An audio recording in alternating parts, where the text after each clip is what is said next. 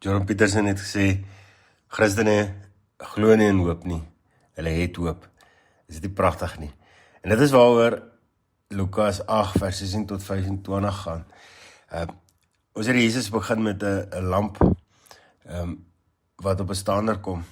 En hy gebruik die beeld en hy sê, 'n lamp kan nie weggesteek word nie, maar gee lig aan almal.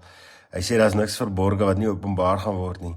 Hierdie woorde herinner ons om die lig van sy waarheid te laat skyn.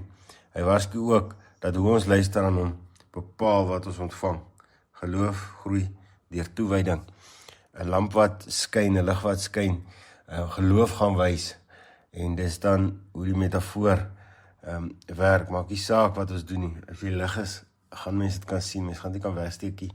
En dan sien ons die uitvloei, die praktiese uitlewing hiervan.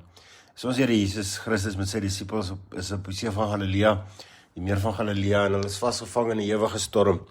Hulle is paniekbevange, maar ons sien ons Here Jesus Christus lê, hy's kalm. En hulle maak hom wakker, hy bestraf die wind en die golwe en alles raak stil. En hy vra vir hulle, maar waar is julle geloof? Die disippels staan verstom en vra, wie is hy dan dat hy self die wind en die water beveel? Jy sien, hulle het nie geweet, hy is God, volkome God op daardie stadium nie. Later het hulle dit besef, maar op hierdie stadium was dit nog so bietjie verskuil vir hulle. En sê so het ons Here Jesus Christus in ons midde. Ons het meer krag in ons midde as wat ons ooit sal verstaan. Ons wil se storms kan hy stil maak. C.S. Lewis sê so mooi, hy sê, moed is nie net een van die deugde nie, maar die vorm van elke deeg op die toetspunt. Kom ons gaan en kom ons vertrou ons Here Jesus se krag in ons lewens.